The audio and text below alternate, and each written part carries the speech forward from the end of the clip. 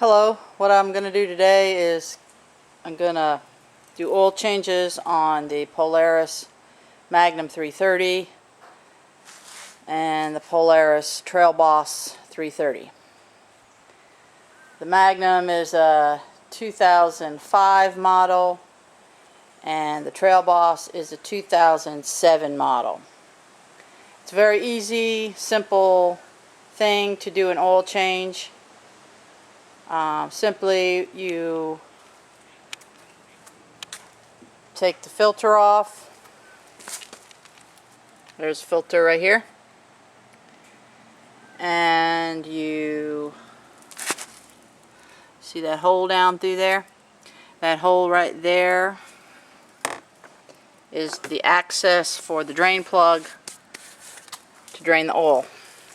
And both of these are almost identical in the way you do it. There's the oil filter, and by the brake pedal here, there's the access to the drain plug. Okay, so got to get a few tools and drain pan, some old cardboard, but that's what we're going to do today. 2 oil changes. Be right back. Okay, I'm back again, and here's what I've done. I got the oil filter, the appropriate socket, which is 14 millimeter, oil filter wrench, rag. Very important to have a rag available. Got my drain pan positioned appropriately underneath to catch all the oil that's going to come out. And what else I've done is I've turned the wheel a little bit and give me access right here. And basically I just, take the oil filter wrench and I can fit it up through here. And there it is. Okay, you can see that. I think you can see that. Okay, so what I'm going to do is I'm going to take the oil filter off.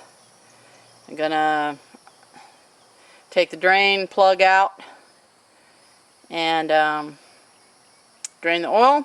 Then, most importantly, you're going to need new oil. I forgot to put that out here. Okay, so next time I'll have the oil out.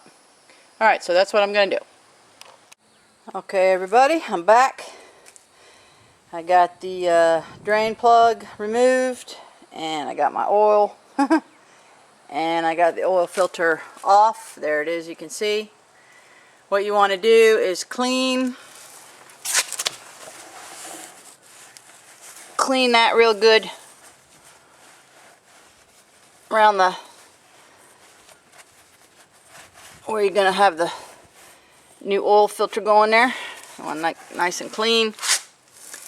And then you want to take your new oil filter and you want to put a ring of oil, nice oil, on the gasket. Okay, so I'm going to simply take my oil here, put some on my finger, and just go around the gasket. And then I'll take this and just screw it into the where the oil filter is supposed to go. And then that's on. And then same thing with my drain plug, which you can, I don't know if you can see it dripping under there, but it is dripping. So I'll put my drain plug back in. Don't forget to put your drain plug back in. There's my drain plug. And then go check my level on using the dipstick on the other side. Of course, I will level the ATV before I check the level of the oil that I put in. Got my funnel, so I can put it right into the hole, put the oil in. Okay, so let me get this back together. Okay, now that I have drained the oil and put a new filter on, now I'm going to add, and now I've moved the ATV to a level area so I can make sure I put the correct amount of oil in. I'm going to loosen the dipstick area there.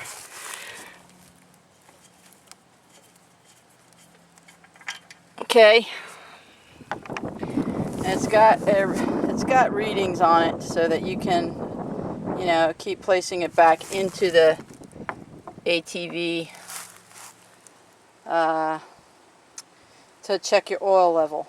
Okay, so just gonna take my funnel, put it in that hole there, and add some oil, and then put the dipstick back on, screw it back in there. Should be ready to go.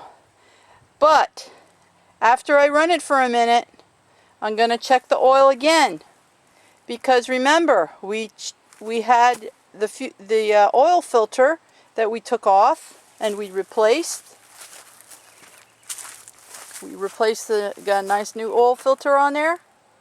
So that's going to collect some oil too. So you want to just, after you run it for a few minutes, double check that you have the appropriate amount of oil in the vehicle, in the ATV. I guess it's a vehicle. Anyway, that's what I'm going to do now. Have a good day. Okay, so I have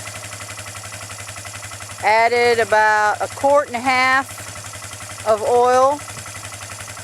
Everything's running good. I'll ride it a little while and then I'll check the oil again, but pretty simple. I use fully synthetic Mobile 040 viscosity oil in my ATVs. I've never had a problem. Other people use other types of oil, but that's the type I use. You should check with your owner's manual to see what type they recommend and how much oil they recommend. So, right? Take care now.